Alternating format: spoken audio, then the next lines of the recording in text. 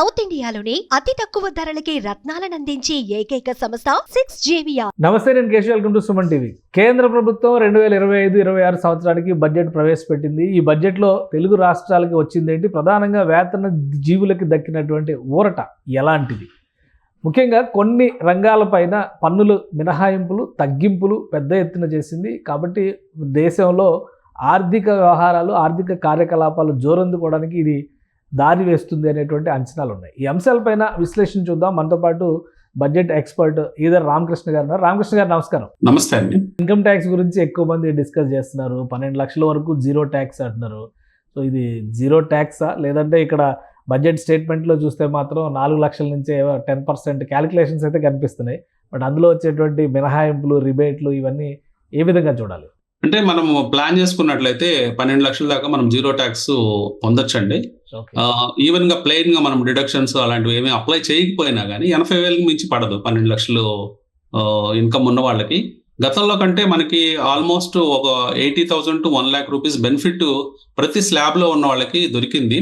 అంటే 12 లక్షలు పైబడిన స్లాబ్స్ అంటే 8 to 12 వాళ్ళకి 10%, 12 to 16 వాళ్ళకి 15%, 16 to 20 వాళ్ళకి 20%, 20 to 24 వాళ్ళకి 25%. మీరు ఏ స్లాబ్ లో ఉన్నా కానీ అబౌవ్ 8 lakhs మీకు 80,000 నుంచి 1,10,000 రూపాయల దాకా బెనిఫిట్ వస్తుంది. తద్వారా గవర్నమెంట్ కూడా 1,10,000 కోట్ల రూపాయలు మొత్తంగా దేశం మొత్తంగా కోల్పోతుంది ఆదాయాన్ని. మేబీ వాళ్ళు వేరే సోర్సెస్ ద్వారా రీకూప్ చేసుకుంటారు, కానీ డైరెక్ట్ గా వాళ్ళకి వాళ్ళ పాకెట్స్ లోకి బెనిఫిట్స్ వెళ్ళాలి అని చెప్పేసి. అంటే కన్సంప్షన్ మనం ఈ మధ్య చూస్తే అర్బన్ కన్సంప్షన్ అనేది కొంచెం తగ్గుతూ ఉంది. తద్వారా మనం స్టాక్ మార్కెట్ లో కూడా FMCG స్టాక్స్ అంటే బాగా పడుతూ ఉన్నాయి. వాటి సేల్స్ కానీ ప్రాఫిట్స్ కానీ తగ్గుతూ ఉన్నాయి. సో అర్బన్ కన్సంప్షన్ పెంచాలనే దృష్టితోనే ఈ పర్టికులర్ మెజర్ చేసినట్టున్నారు.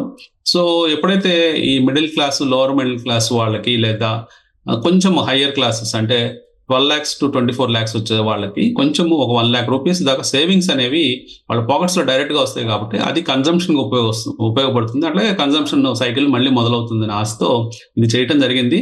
సో ఓవరాల్ గా ఇది ఒక వెల్కమ్ మూవ్ అండి. అంటే అట్లీస్ట్ ఇన్ఫ్లేషన్ పెరుగుతూ ఉంది, ఖర్చులు పెరుగుతూ ఉన్నాయి. ఇలాంటి మూవ్ వల్ల కొంత మిడిల్ క్లాస్ పీపుల్ హ్యాపీగా ఫీల్ అవుతారు. కానీ ఇంకా డిడక్షన్స్ విషయంలో కానీ, ఎగ్జంప్షన్స్ విషయంలో కానీ, ఎందుకంటే ఇప్పుడు ఇన్సూరెన్స్కి వాటికి ఒక 1 lakh, 1.5 lakh మాత్రమే ఎగ్జంప్షన్స్ ఇచ్చారు. అలానే లోన్ రిలేటెడ్ ఇంట్రెస్ట్ ఎగ్జంప్షన్స్ ఇవేవి కూడా రివైవ్ చేయకుండా కేవలం స్లాబ్ సిస్టంలో మార్పులు తీసుకురావడం వల్ల పెద్ద ప్రయోజనం ఉండదు అనేటువంటి ఒక విమర్శ వస్తుంది. ఈవెన్ స్టాండర్డ్ డిడక్షన్ కూడా 75,000 తగ్గించడం జరిగింది. సో మీకు యాక్చువల్ గా నిల్ రిటర్న్ ఫైల్ చేయాలంటే దాదాపు 12.75 lakhs దాకా ఉంటుంది. దాని తర్వాత సంపాదించే ప్రతి రూపాయి మీద మీకు ట్యాక్స్ పడుతుంది. ఏదైనప్పటికీ అంటే ఇదివరకు వేరే ఇష్యూస్ ఉండేవండి. అంటే ట్యాక్స్లు కట్టే దాంట్లో డిస్ప్యూట్స్ ఎక్కువ ఉండేవి. ఆ డిస్ప్యూట్స్ ని కొంచెం ఈజ్ చేసినట్టు కనిపించింది. ఫర్ ఎగ్జాంపుల్ TCS, TDS వీటిల్లో చాలా మార్పులు తీసుకొచ్చారు. ఫర్ ఎగ్జాంపుల్ TDS ఇదివరకు రెంటల్ ఇన్కమ్ లో 2.4 lakhs నుంచి మనం TDS ఫైల్ చేయాల్సిన అవసరం ఉంది.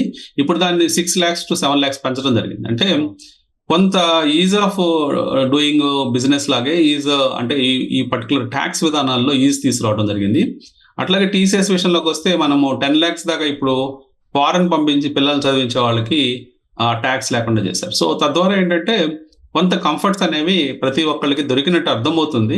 పర్టికులర్ గా 8 lakhs to 25 lakhs income group కి. సో ఓవరాల్ గా మంచి మూవ్సే కనిపిస్తున్నాయండి. అంటే కొంచెము బెనిఫిట్స్ డైరెక్ట్ గానే కనిపిస్తున్నాయి. మేబీ ఇండైరెక్ట్ ఎఫెక్ట్స్ మనకు తెలియదు. ఇండైరెక్ట్ ట్యాక్సెస్ ఇప్పుడు ఫర్ ఎగ్జాంపుల్ వేరే మనం పర్చేజ్ చేసినా, సేల్ చేసినా ఈ రోజు GSTలు కడుతున్నాము.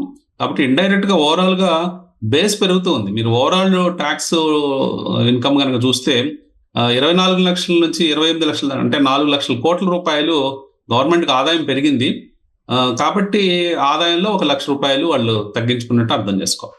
రైట్. అంటే ఇప్పుడు ఆదాయపు పన్నుకి సంబంధించి ఒక స్పెషల్ బిల్లు కూడా ప్రవేశపెడతాం అంటున్నారు.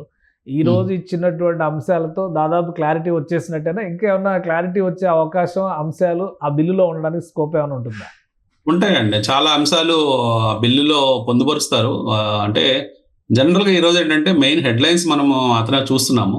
వీటిల్లో కొన్ని మార్పులు, చేర్పులు, కొన్ని క్లారిఫికేషన్స్ అన్ని కూడా రేపు ఫైనల్ బిల్ 1 week లో వస్తుంది అంటున్నారు. కాబట్టి ఆ బిల్లులో చాలా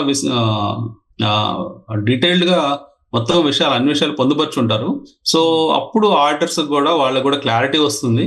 సో ఎట్లా ప్లాన్ చేసుకోవచ్చు ట్యాక్స్ ప్లానింగ్ అవన్నీ కూడా అప్పుడు అందరికీ అర్థం అవుతుంది. రైట్ థ్యాంక్ యూ అండి. ఇది special discussion. Keep watching. Suman టీవీలో మీ పర్సనల్ అండ్ బిజినెస్ ప్రమోషన్స్ కోసం కింది నెంబర్కి కాంటాక్ట్ చేయండి.